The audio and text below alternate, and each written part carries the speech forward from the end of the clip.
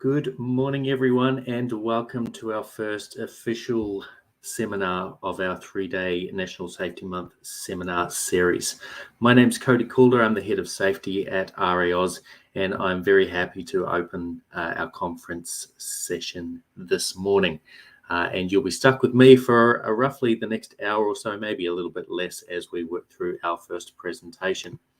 Before we get going, I'd just like to thank our National Safety Month sponsors. National Safety Month wouldn't be possible and we wouldn't have the wide range of prizes available if it wasn't for our key sponsors throughout the month, displayed on your screen there. And obviously, we've got a range of prizes available with over $10,000 worth of giveaways throughout the month of October. For our flight schools out there, we'd really appreciate as well if you could share and help us promote National Safety Month.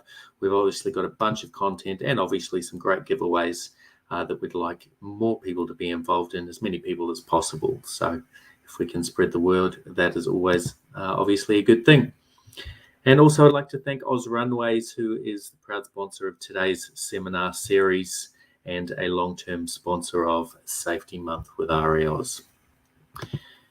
Now, before we get going, in relation to today's presentation, on the right-hand side of your screen, you should see either a blue chat box to open up the main chat window, or your chat window may already be open on the right-hand side of your screen.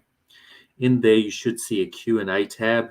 That's the section where you can add in any questions that you've got for me for today's presentation. So please chuck your comments and questions in there, and I'll try and answer as many as possible towards the end of today's presentation. So on that note, I'll jump over to my presentation slides for today. Should be popping up there now. And today we are talking about flight training school audits, and more in particular, some of the common findings that we see when we're doing audits out in the field. Now, I must apologize in advance. Obviously, I didn't put a whole lot of thought into this, starting with a really exciting topic this morning. Obviously, everybody loves audits, so we'll try and keep things not too boring. It'll be a little bit of death by PowerPoint, but hopefully we can work through it fairly quickly and touch on some of the key points that we see out in the field and what we're looking for when we're doing an audit as well. We want to make sure that our schools are aware it's not a wild goose chase. We're not out there to try and shut down schools, but obviously there are some key considerations and obviously some key safety areas where if we do have findings, it may result in the grounding of an aircraft or a temporary closure. Now, thankfully, we don't see that all too often. However, the more that we can promote with our schools what the common findings are, the more we can prevent these things from happening. And that's the key of today, is to give schools a heads up. We don't want to turn up on your back door and find a whole lot of things. If we can prevent schools from having some of these findings by educating what we're seeing in the field, then obviously that's a positive outcome for us in advance of your audit. So today we're going to have a look at a few things. We're going to have a look at what is our audit structure, what are some of our processes and procedures, our different types of audits that we might be coming out or contacting you in relation to, some of the things that we're looking for, and some of the common findings, obviously, in relation to the audits that we've done over the past little while. So taking a step back in relation to RAAus' audit structure. So many of you hopefully have had an audit in the past. Some of you may not have, and that's why you're here today. But historically, audits were managed by our flight operations team, who were busy running around the country trying to conduct all of these audits. In the past couple of years, what we've done is we've transferred the ownership of audit over to our safety team, of which I lead. And we try and create a little bit of separation there from our direct ops team. Now, that doesn't necessarily mean that the ops team won't be involved in your audit and possibly even come out to do your audit, but it takes the oversight away from our operations team and allows us to have a kind of an overview point of view from safety. Now, also, the audit requirements historically used to be housed within our flight operations manual. With Part 149, all of those audit requirements are now contained within our audit policy and procedures manual that is available on our website under corporate documents if you'd like to go and have a look at some of the processes and procedures that we follow in relation to audits. But those requirements have come out of the ops manual as of the last amendments. And we've also had a little bit of a change with CASA Part 149 in relation to the way that we conduct and schedule our audits. And that is we've had a change from a purely time-based auditing structure to a risk-based auditing structure. So taking a look at that risk-based auditing, now our commitment as of CASA Part 149 within our exposition is that we will conduct on-site audits of our top 10 highest risk flight training schools within a 6-month period. So that means we commit to a minimum of 20 audits per year, and this is depending on our resourcing as well. So over the past little while, obviously COVID has been a major impact on our ability to get out in the field and to conduct audits. So we haven't been able to get as many audits done over the past little while, but we are hoping to ramp up our efforts over the next 6 months or in the first 6 months of next year and start rolling those out again into our field. So when we talk about risk-based auditing, rather than simply saying we will audit a school every 2 years, which is effectively what was in our ops manual previously, there's a bunch of factors that we will rate our schools upon. Now, time since last audit is our highest rating factor anyway. So it's the highest component in relation to scheduling of another audit. But there are some other things that we take into account in terms of perhaps what the last findings were at your audit, if there were quite a lot of findings that we had. If you're a new flight training school or a new CFI, we might touch base with you a little bit earlier. You likely haven't had an audit in the past. We don't have that history. So it's a good opportunity for us to touch base with you, come in and see how things are going and hopefully assist with your operations moving forward. We also have a bit of a look at what occurrences, complaints, and the reporting culture of the school. So that's not to say that a whole lot of reports coming into RALs is going to push the risk up of your school. It's not necessarily the case. In fact, no reports from a school is actually an indication to us that potentially there's not a reporting culture there that's what we want to see. So we do hope to see reports from schools. We do expect to see reports from schools. We understand that that unfortunately incidents and accidents are a normal part of what we do, but we want to make sure that we're getting those reports through. So some of those things are taken into account in our risk-based approach. The last type of audit will also be a consideration, and obviously the complexity and size of your operation. So if you're a one-man band who only flies on the weekend, you're going to have a different risk basis to potentially a large commercial school who's pumping through a couple of hundred students every year, might be operating at a controlled airspace.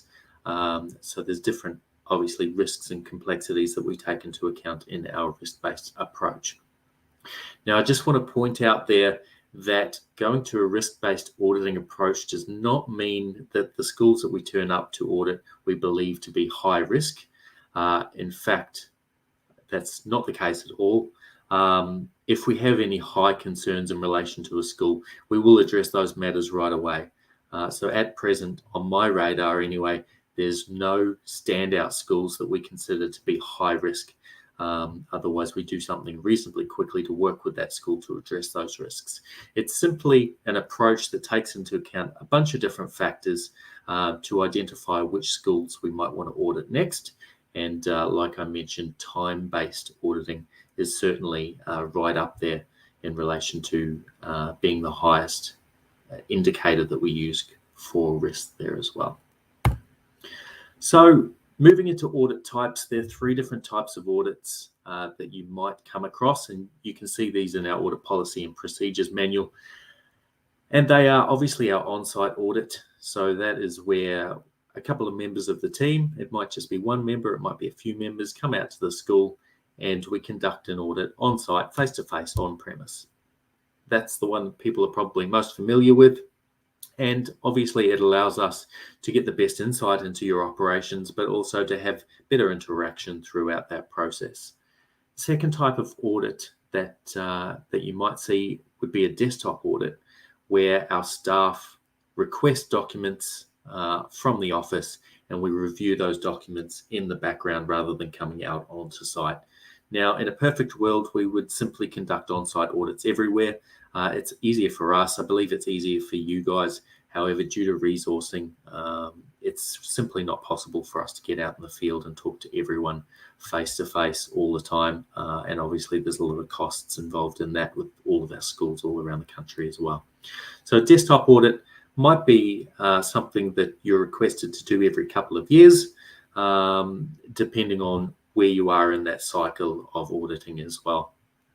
And the final one there is simply a health check audit, where we might either come on site to look at a small segment of your operations, a particular focus point, or it might be a more simple type of audit that we request from you, such as a self-assessment checklist or something like that. So those are our three key kinds of audits that we see there that you might encounter from us. And what are we looking for when we come to do an audit or when we request audit documentation from you? We're looking at three key areas. We're looking at operational compliance, we're looking at maintenance and aircraft compliance, and we're looking at the safety and SMS compliance of your operations. Now, there should be no major surprises. We're not here to catch people out with surprise questions. Essentially, what we're doing is we're working through our requirements of our flight training skills as listed within either our flight operations manual, our technical manual, or the SMS requirements, most of which are within the flight operations manual as well, to check compliance of school as to how you're operating there.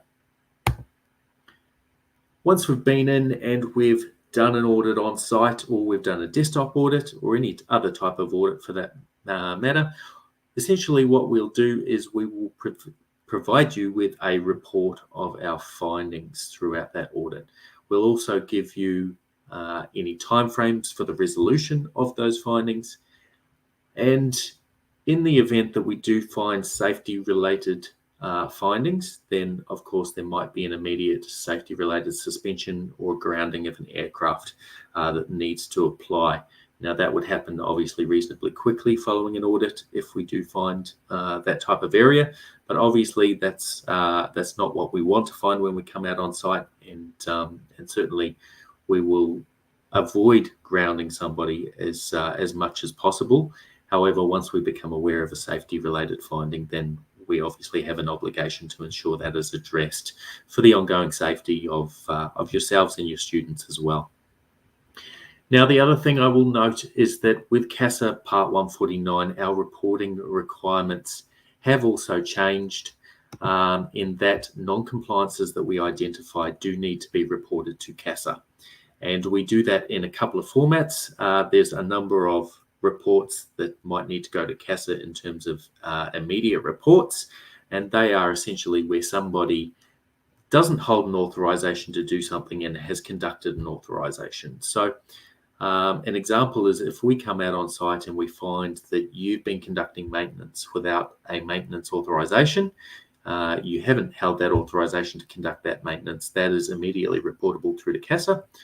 Failing that, other types of non-compliances where you do hold an authorization but there's been a breach of that authorization, they are provided through to CASA in a 90-day report that I put together. In most cases, that's for visibility of CASA in terms of what non-compliances we're seeing within our operations. At this stage, we haven't encountered a matter where CASA has stepped in and demanded anything is done. It's typically managed in-house by our staff and through our standard processes. But it is something that I want to make all instructors aware of, which applies not only to audit findings, but any other findings that we might find through our processing or any other functions such as that as well. So moving along from there, moving on to our common findings. So this is where we start to drill down to some of the key areas that we regularly and consistently find. And that's why I wanted to hold this presentation today. There's no point in us going out to schools time and time again finding the same findings at each audit, it's more effort for us. It's obviously more effort for you. We want to sell these findings back to our schools so that you're aware of them and so that hopefully you can address them all of the time or ahead of an audit, but not just ahead of an audit, so that they're compliant within your normal operations. So the key findings that we often find are operational findings. Some of the key areas are student training records that are not quite up to standard, not quite containing enough information, student membership in relation to making sure members are a full flying member no later than 3 hours of flight time, and general instructor renewals and proficiency checks, making sure that they are within the required time limits and conducted prior to operation. Then moving into maintenance findings, L2 maintainer rating expiry is a very common one that we come across. Logbook completion, service bulletin completion, instrument and transponder calibration, and engine TBO. Now, historically, maintenance wasn't as much of a focus point within our audits. We have tried to bring that up to date and have a bit more of a focus in the maintenance space. And it is often, unfortunately, where we find most of our safety-related findings as well. So what we're going to do is we're just going to drill down into a few of these areas. Hopefully none of it's new information for you, but I really just wanted to cover some of these key points in relation to these common findings. What are we seeing and what are we looking for as well? So student training records, it's a reasonably simple requirement. However, we understand that it does take a lot of time and effort for our schools as well, and it is one that we see schools fall down on quite commonly. So why are they required in the first instance, I guess? Student training records, they confirm the student is trained in accordance with the RAL's syllabus of flight training. So obviously RAL's has a syllabus of flight training. It is a mandatory requirement that schools follow those requirements. So student training records allow us to compare those records to the syllabus to ensure that the training is conducted appropriately. They also confirm that the student has met competency requirements against the syllabus. That's obviously key in relation to sending a student solo, in relation to issuing a pilot certificate. We need to make sure that that the competency has been demonstrated against those key elements. And it allows progress tracking in relation to deficiencies and, more importantly, in most cases, the resolution of those deficiencies throughout. But the key thing that we like to point out in relation to our student training records is that whilst they offer RALs valuable information in terms of how you're conducting your training and a background into those students, most importantly for our schools, student training records offer you the protection in the event that something doesn't go to plan. Now, we don't like to point out these areas, and we hope it never happens. However, if there is a serious accident in relation to a training event, or even somebody who is historically trained with your flight training school and gone on to be an RPC holder, it is possible that there will be a need to come back to those student training records and to confirm that that training was conducted appropriately, to ensure that the syllabus was followed and that they were competent in the areas that are required to be competent. So if student training records aren't up to date, it actually can be a bit of a risk for your flight training school, in that you can't prove that the student was necessarily up to standard unless your student training records demonstrate that. Now, we understand in most cases that even if the documentation is not up to date, that the standards are being adhered to. But a bit like maintenance, we can't confirm that something hasn't been done if the records don't indicate that it's been done. So what are we looking for? Pretty much along the lines of the things that I've just mentioned there. So we're looking to ensure that the syllabus has been followed in relation to the lessons that have been conducted, and that sufficient time has been spent on each element as well. If we start to see that lessons are being completed in 0.4, 0.5, 0.6 consistently, then it's an indication to us that enough time is not being spent on those elements. And especially what we find often is we might have a student that takes a really long time in the circuit to get out to solo standard. And often when we look back to those initial lessons, we find that they've kind of been rushed through and those fundamental elements haven't been bedded down. We're also looking to ensure that the record shows competency recorded on more than 2 occasions. Now, if you have a look at the syllabus of flight training, it does state there that competency needs to be recorded on more than 2 occasions. So we want your student training records to show on more than 2 flights that each element has been signed off.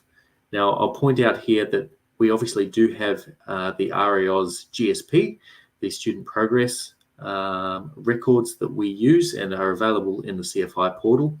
They do have a really great front page that allows to show continued competency on each element, so that you're very clearly marking on multiple occasions that somebody has either met solo standard or met RPC standard.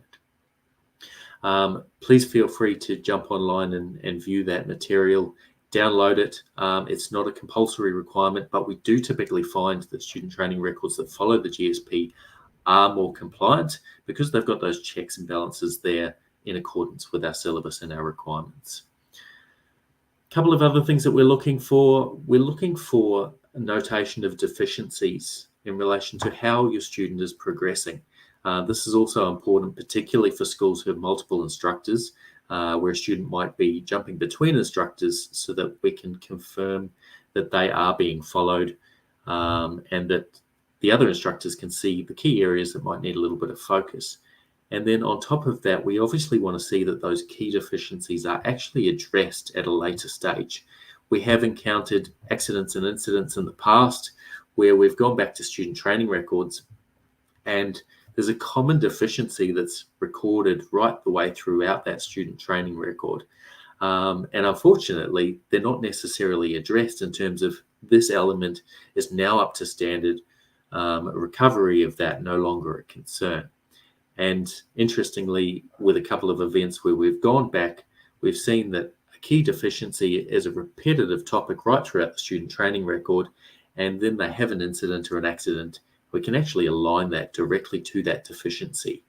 So I guess, again, from a risk perspective from a school, if that's not recorded as addressed within that student training record and something does unfortunately not go to plan, then you need to be able to demonstrate that was competent at the stage where you signed that student off, where you sent them solo, or where you signed off their RPC as well.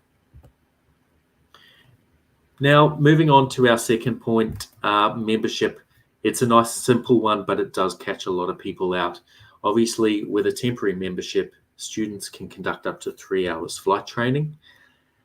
After that 3 hours, they do have to hold a full flying membership. Now, there's a bunch of different reasons for that, but it does also have insurance implications and compliance implications for schools if these things are not up to date.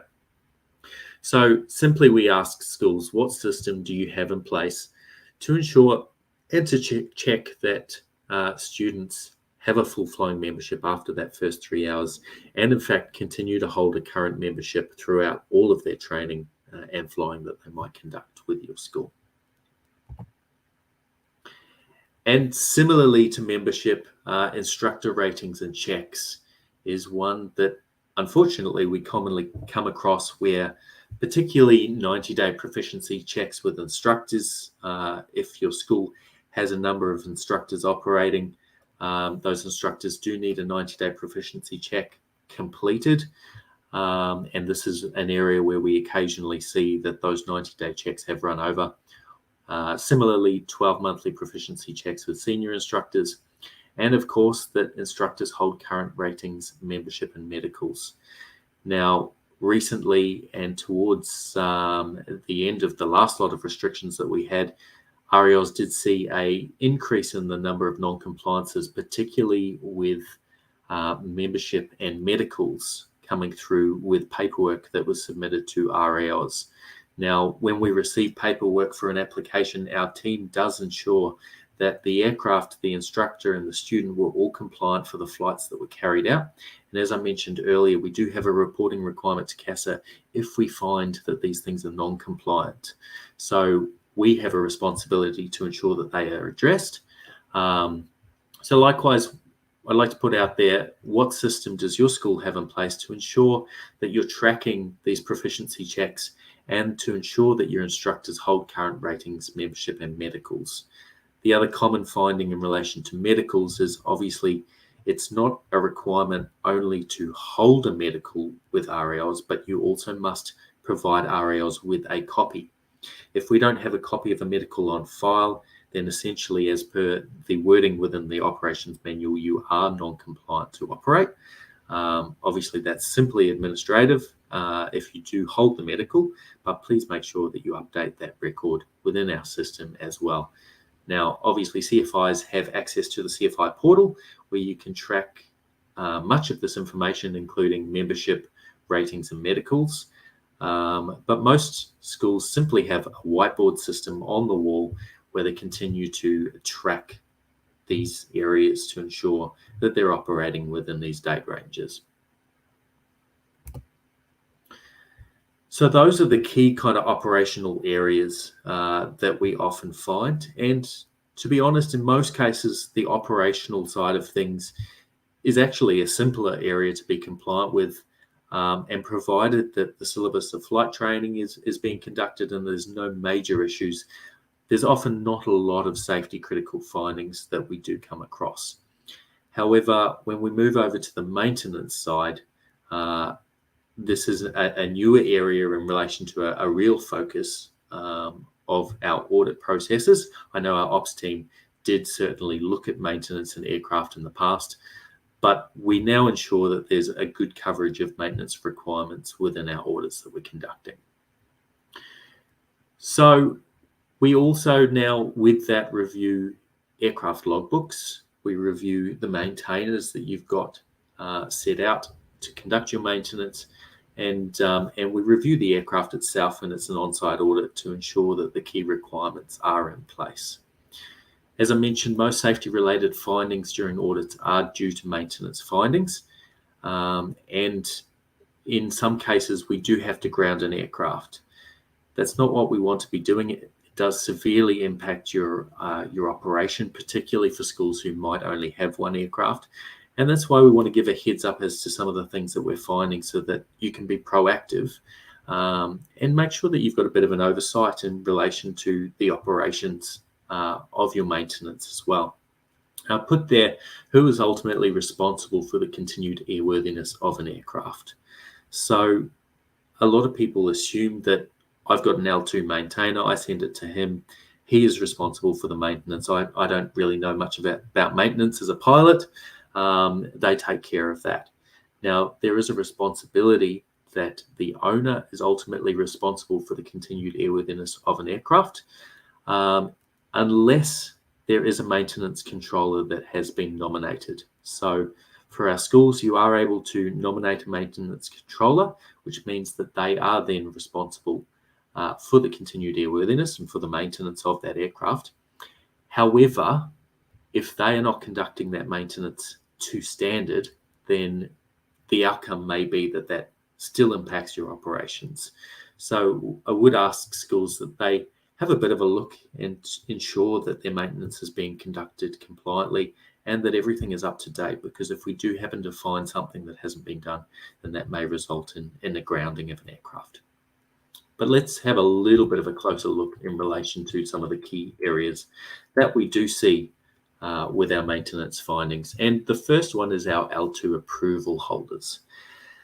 Now, we have historically been finding that we see a lot of L2 approvals that have expired. So an L2 maintenance approval is valid for 2 years. So that does mean that a renewal is required. Now, often what we see is, despite the fact that we send a certificate to an to our L2s that has an expiry date on it, that expiry date comes and goes, and they don't realise necessarily that their approval has expired. Now, we are implementing a system where we ensure that reminder notices are sent out to ensure that we're supporting that compliance and assisting with it where possible. But we would ask that our instructors keep an eye on when your L2 approval, your L2's approval expires, so that you ensure that that maintenance is being conducted compliantly. The only caveat to that is if your maintainer is a LAMI, then that is currently a perpetual approval. It doesn't expire. However, there may still be some renewal requirements on that. So just have a look at the technical manual. If you're not sure, reach out to the tech team. They can confirm or talk to your L2 and ensure that they've got a current certificate that's up to date. The other thing to note there is maintainers do have to be a current non-flying member or a flying member to maintain an aircraft. They might hold a current L2, but if their membership has lapsed, they are not eligible to conduct maintenance on that aircraft.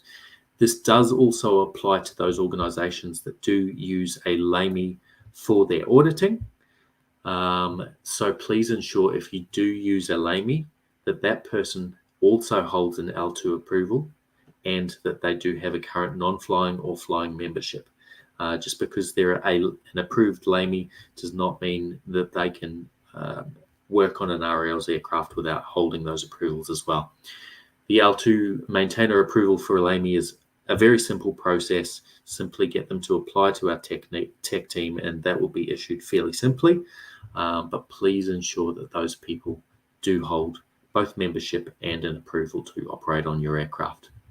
And as I've mentioned there, unauthorised maintenance from somebody who holds an expired L2 or doesn't hold current membership may result in grounding of an aircraft.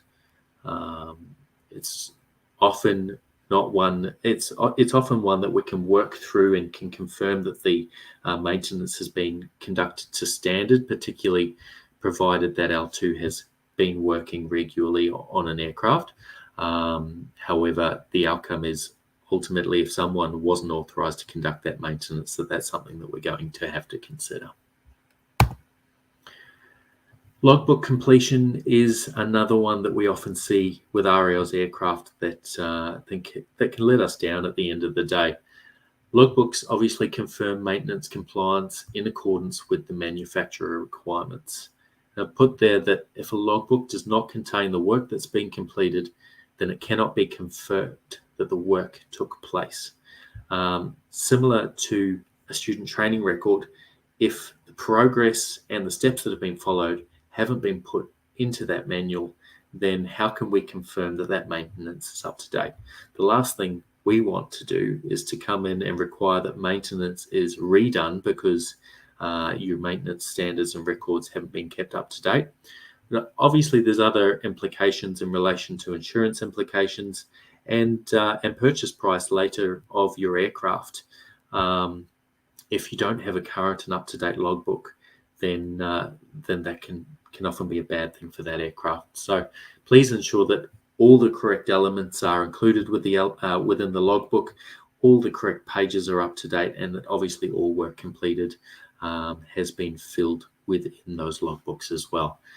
We often say that too much information in a logbook is better than not enough information in a logbook.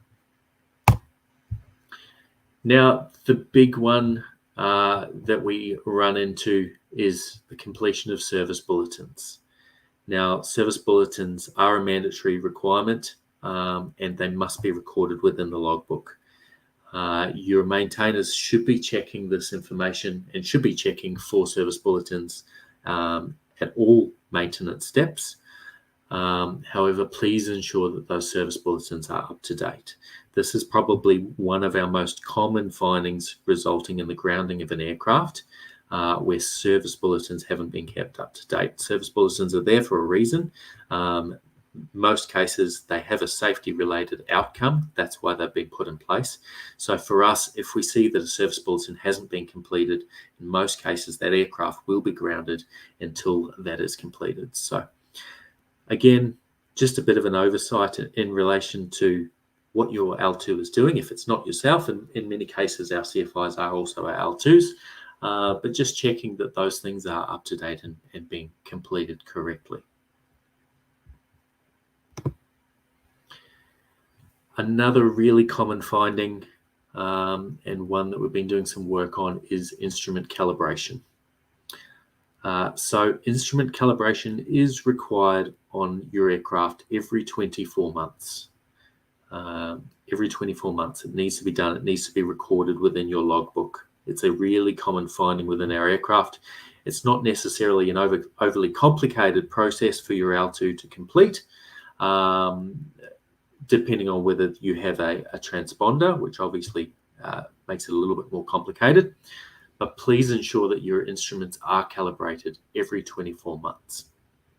Now, there are some steps in the technical manual in relation to completing this, and they have recently changed. So in the previous version of the tech manual, before CASA Part 149 came into place, a GPS could be used to confirm calibration of your instruments.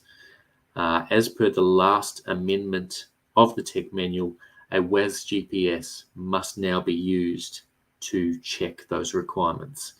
Now, people will correctly point out that WAS compliance and the network isn't actually available in Australia, from what I understand.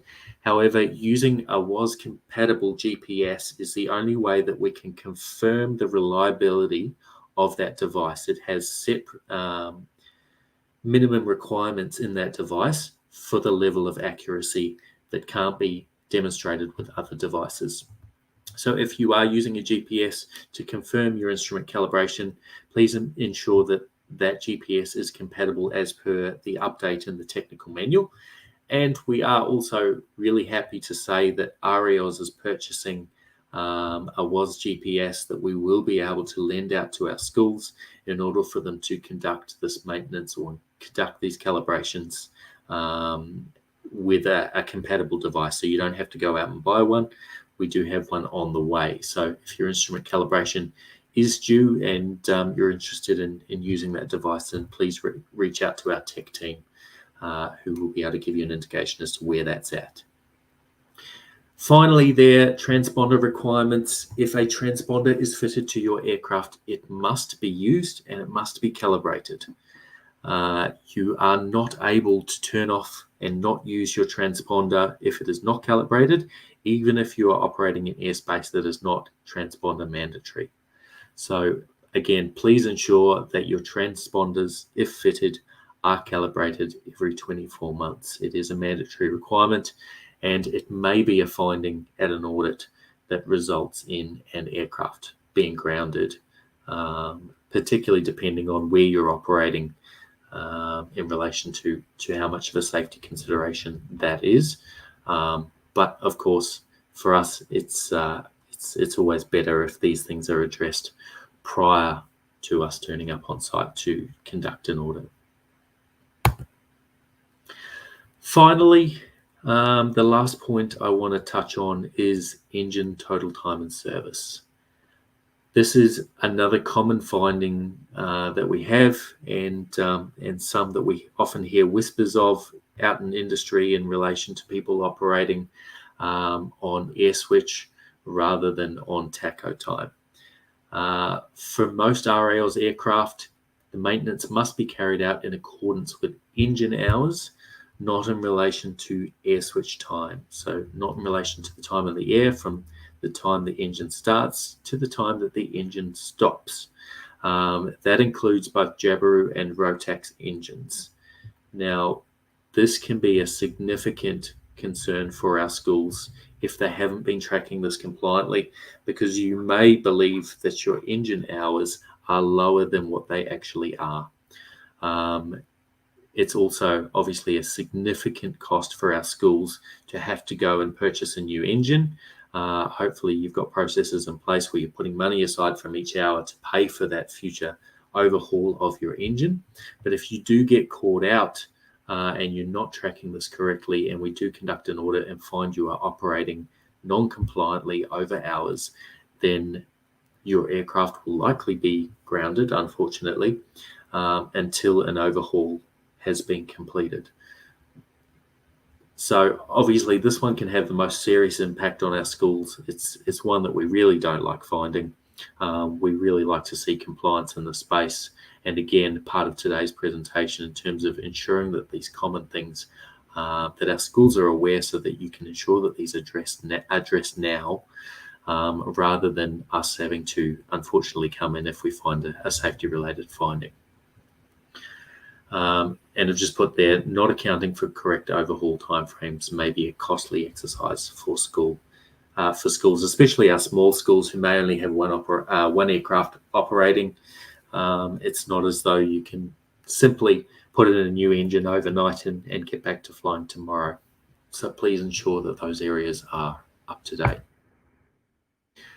And just finally, I wanted to touch on, this is not so much from an auditing perspective, but from a generic perspective, and some of the non-compliance tracking that we've implemented since the introduction of CASA Part 149, and in relation to some of the reports that I require to report through to CASA. Some of these areas, they're most commonly actually found through paperwork submitted from our schools. So please, again, ensure that your aircraft are registered. It's a common finding. Somebody submits paperwork for a BFR or for the issue of an RPC. Our staff, again, are confirming compliance of the student, of the instructor, and of the aircraft when we receive this paperwork. Please make sure your aircraft is registered prior to flight.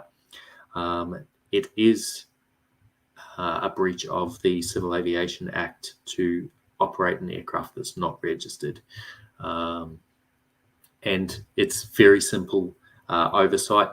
We also would recommend that all aircraft have a process for identifying within the aircraft when that expiry takes place, the registration expiry. One thing that we've identified recently with a number of occurrences that we're addressing is that potentially some of it is to do with RAOS's processes, and the fact that at the start of COVID, we stopped sending out aircraft registration cards. Historically, that was a really good visible card in the window of your aircraft that everyone could check during pre-flight to ensure that the aircraft was registered. Now, we are no longer sending those cards out. However, we do recommend that schools have a process in the aircraft for confirming when that registration expires, and that you, your staff, and your students are checking that compliance prior to each and every flight. Now, for those who don't know, online in the RAOS member portal, there is an hours and maintenance record sheet that can be downloaded if you have an aircraft in your profile for that aircraft, where you can record when the expiry of your registration takes place, as well as when you've got upcoming maintenance. Very similar to a maintenance release in CASA. It's not compliant. It's not a mandatory requirement at this stage. However, we do recommend that it's within your aircraft. It allows everybody just to open one document, check the compliance of the aircraft, and make sure that it's within its maintenance cycle before they go out and fly, and obviously assists with ensuring that there's not non-compliant operations of aircraft taking place. As I mentioned earlier, instructors operating without a current rating or medical is another one that we find when we're doing our processing. So again, please keep a track on those things. Where possible, we do sometimes send reminders. We don't currently have reminders for all of these areas in place. Obviously, we do for aircraft registration. We're working on some of the other areas. However, it is obviously the requirement of the CFIs and the individual instructors to make sure that they are compliant prior to operating an aircraft, and obviously to ensure that you hold current membership prior to operation of an aircraft. And the other one there is operation without holding a current BFR. Obviously, less of a focus point for our instructor staff, but it is one that we often see through our processing as well. So please make sure that if you're working with a student on a BFR, that if they're planning to fly to you and they don't hold a current BFR, then obviously they're unable to complete that flight. And likewise, we've had a few occurrences with observed BFRs, where an observed BFR might be conducted in accordance with the requirements of the ops manual. However, that person didn't hold a current BFR and therefore were not eligible to conduct that observed BFR in the first instance. So please ensure that those areas are checked prior to flight. Again, just to cover the fact that these non-compliances that we do identify do need to be sent through to CASA. Again, we don't want people to stress in relation to that. They do typically leave us to manage that process, but we don't particularly want to be writing to our staff, our instructors and our personnel to give a warning in relation to non-compliant operations. But we do urge schools to just have a review of your processes. How are you tracking these things? They're often very simple things to track and very simple things to ensure that they're up to date in order to avoid a non-compliance. So finally, just to wrap up, how can you prepare for an audit that might be coming up? All of these requirements are covered within our flight operations manual or within our technical manual. So please would recommend to go through the required elements of the technical manual and the flight ops manual to ensure that you're compliant with our operations. It's a really good process to go through that, schedule it in with a safety meeting potentially, or following a safety meeting, or once every 12 months on a cycle to conduct an internal audit as to how you're tracking in relation to the ops manual, the syllabus requirements, and the technical requirements there as well. And on the right-hand side of your screen, there is a handout section. What I've done there is I've actually put a PDF version of our latest checklist that we are using to confirm compliance of schools when we conduct an audit. As I mentioned, our audits are not about turning up and secretly trying to find things in the background. We want to be as transparent as possible. We want to ensure that you're aware of our common findings so that you can address those things prior to an audit. And we have started sending this form out to our schools prior to conducting an on-site audit as well, so that you have transparency in relation to the areas that we're going to be looking at.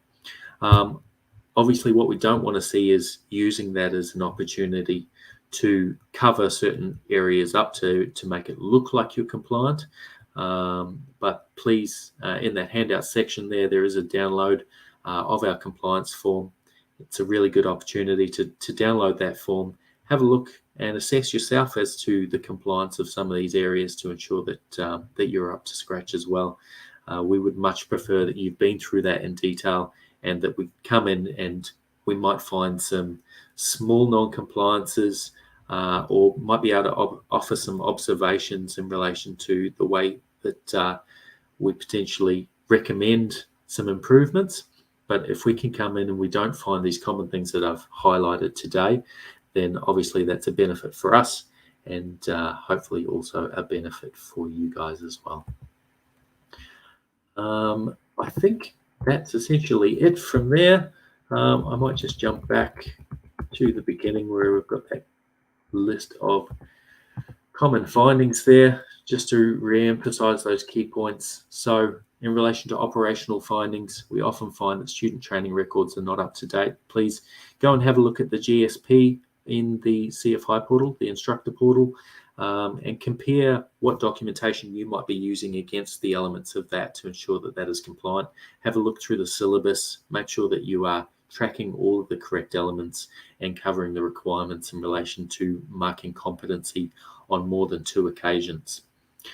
Have a process in place for tracking student membership and confirming that that is current, not only after 3 hours flight time, but also throughout the duration of any training or any flights that might be conducted in your school aircraft.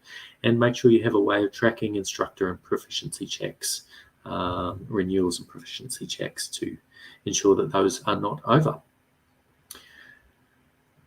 In relation to maintenance, have a sit down with your L2, grab out the maintenance logbooks, make sure that everything is up to date there, that your L2 maintainer rating is obviously not expired, that the logbook is completed and all of the key elements that are there in the work packs are being completed with work that's being done. Make sure your service bulletins are up to date. That's obviously serious safety critical elements as well. We want to ensure that your aircraft is compliant, and it does become a major risk to a school if something were to go wrong and your maintenance is found to not be up to scratch. The last thing we want is, to have somebody up the front of a court because something has unfortunately taken place where records are not up to date. We hope that will never happen, but the reality of the matter is that it has happened, and unfortunately it may happen again in the future. So these records, student training records, maintenance logbook records, are there to protect you, to protect the school, to ensure that you can confirm compliance with the requirements. Again, ensure that instrument and transponder calibration has been completed within the past 24 months. And again, turning off your transponder is not means of bypassing that compliance. It's a little bit backwards in the fact that in many cases, if you simply take the transponder out of the aircraft, it becomes compliant if you're operating in airspace that doesn't require a transponder. But obviously, we do support the use of transponders in aircraft. They just do need to be calibrated every 24 months. And please make sure that you are tracking your engine hours in relation to the requirements. And as mentioned there, most of the time that is on engine time, not on air time. So on that note, getting towards our hour, I'll just jump into our Q&A. We've got some good questions there, so thank you. Jill's pointed out that some of our Victorian CFIs are affected by storms in the area.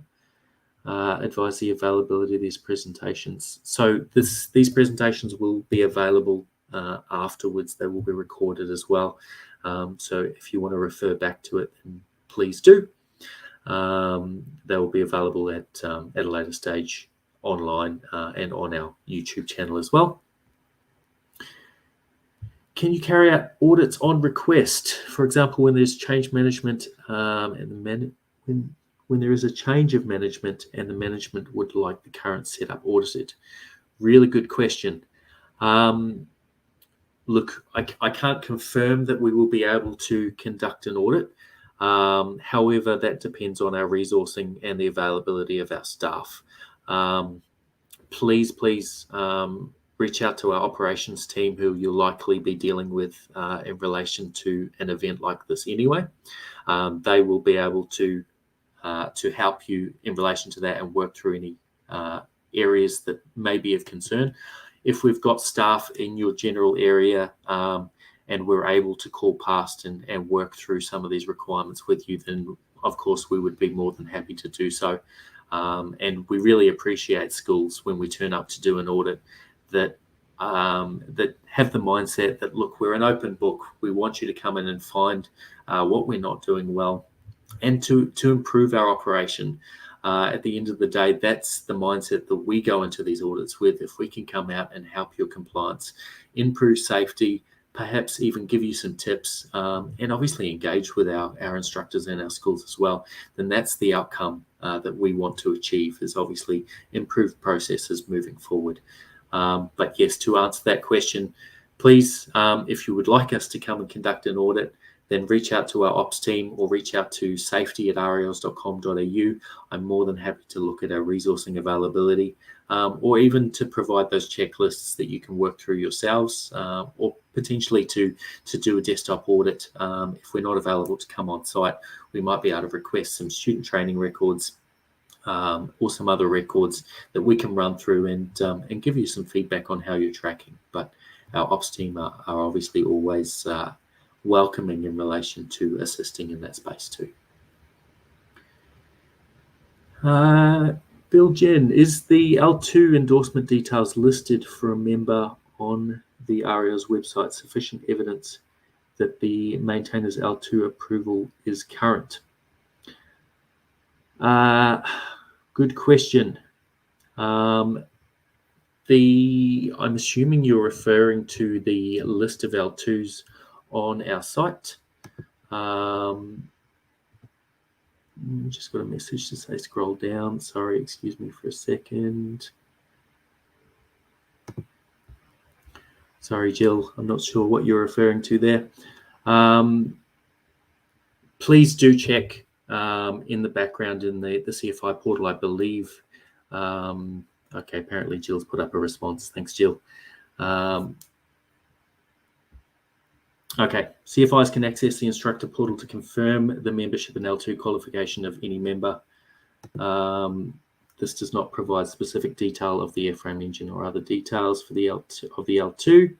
This detail, the CFI should request the L2 provide them with a copy of their L2 certificate. Yeah, that's a really good point from Jill there, is that just because somebody holds an L2 authorization does also not mean that they're necessarily approved to conduct maintenance on both airframe, engine, or avionics and the likes. They might have restrictions on their L2, so we would recommend that you get a copy of their certificate and confirm with them that they are current, or have a look at the CFI portal there. Most of the details, I believe, should be online, though there might be some limitations in that information as well. So I would recommend the best way of doing it would be to actually request a copy of that certificate from your L2. If you do have any concerns, please reach out to the tech team. Obviously, there's privacy considerations there as well, but we should be able to help you out wherever possible in relation to that. Linda, in relation to student record deficiency notes, are there a set of common deficiencies that can guide instructors in recording, thinking about how to note these in the most useful ways? Yeah, Linda, so often what we find with student training records is that, in fact, there's no concern in relation to what is being covered in relation to the lessons, provided that each lesson is being given sufficient time. But what we often see is purely in relation to the completion of notes. So not enough sufficient notes in relation to how that is tracking, or how that student is tracking.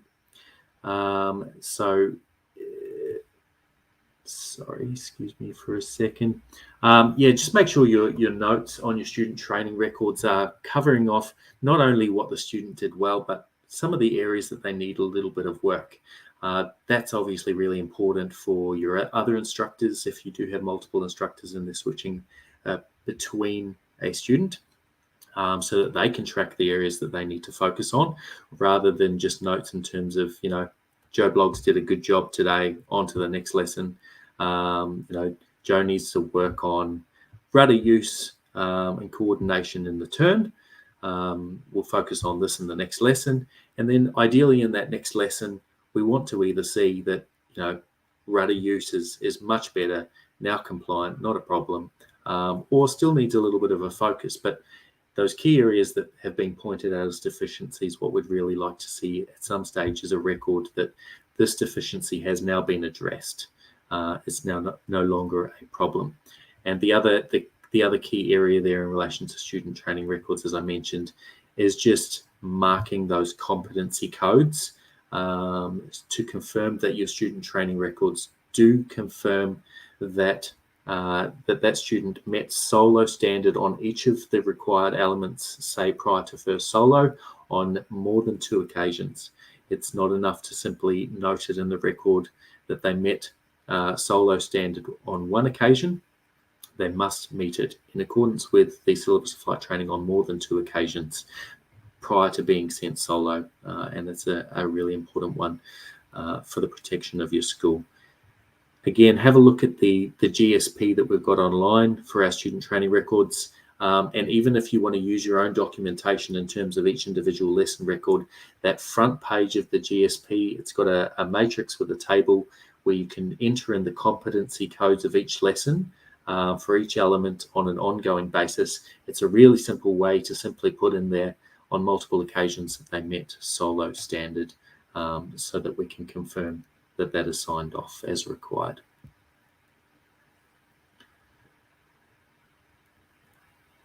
A few comments in relation to audio, so hopefully people haven't had too many issues.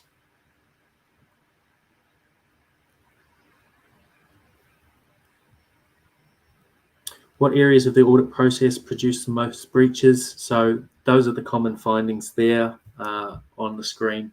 And as mentioned again, please, that maintenance area, it's one that unfortunately often the findings are safety significant, where we might have to ground an aircraft.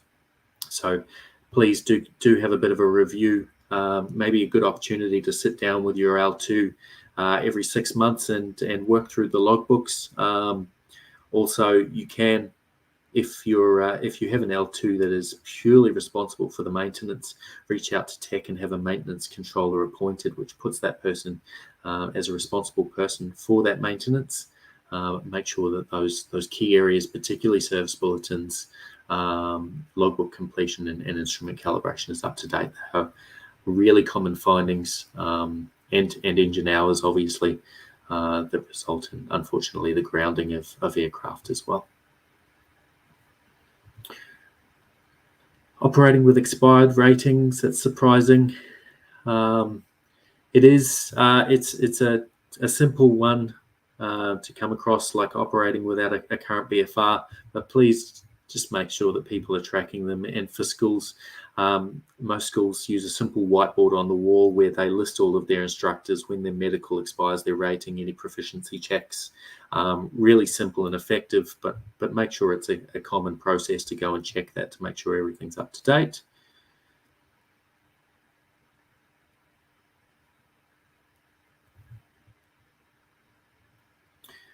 Bill Jens, my understanding that airworthiness is not affected if non-essential VFR instrumentation or radio equipment such as transponder is unserviceable, provided the unserviceable equipment is marked as unserviceable and recorded in the maintenance release.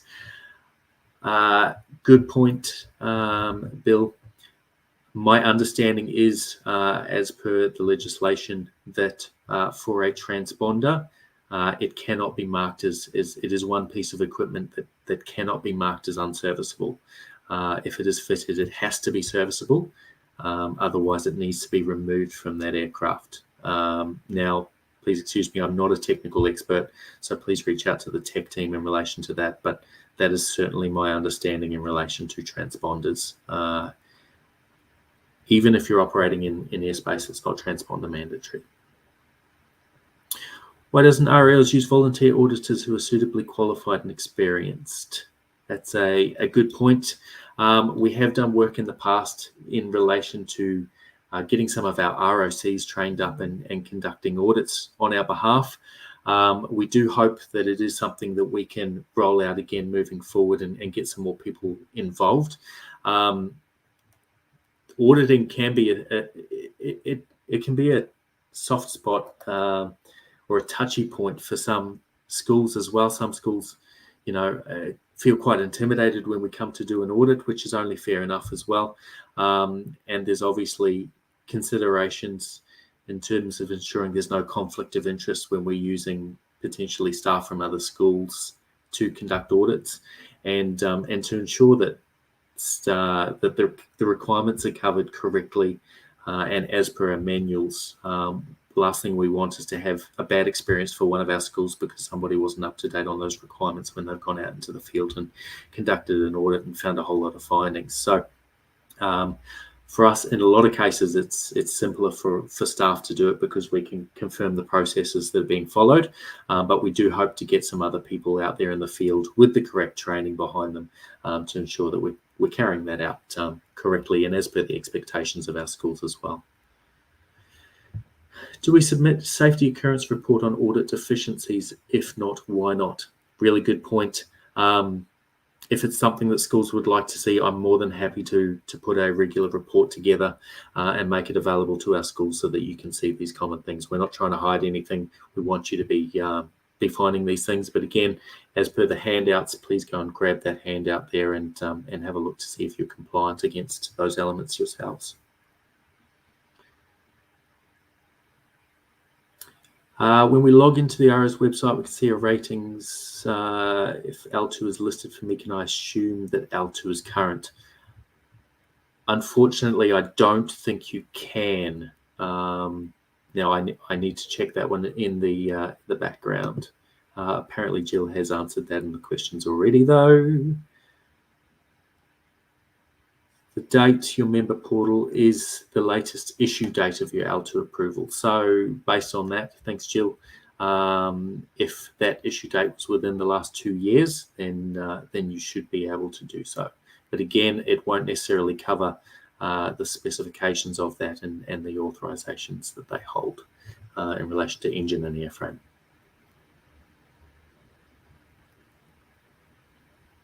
Sorry for people who've had technical issues. This will be available afterwards as well if you have had any concerns following. And I think that's to the bottom of our list of Q&A. So again, thank you very much for joining in. I know it's not necessarily the most exciting of topics to start off with, but it is something that I wanted to make people aware of what our common findings are. We don't want to continue coming out and doing audits and finding the same thing again and again. And if we can help our schools become compliant before we show up, then obviously that is a better outcome for everyone. If you have any further questions in relation to this presentation, please feel free to reach out to me at safety@ras.com.au. or reach out to the ops team who you're often dealing with anyway in relation to any questions. They'll be more than happy to answer any questions in relation to auditing and to potentially see if we can assist and support in any other way there. Failing that, also just a general inquiry through to our team. They can get that information through to us. Again, the handout available there on the right-hand side of your screen is the compliance form that we use for our auditing. You can also go on the REL's website into our corporate documents. You'll see our audit policy and procedures manual online. That covers the policy and procedures that we follow for the conduct of our audits. So it gives you a bit of an indication as to what to expect in a bit more detail there.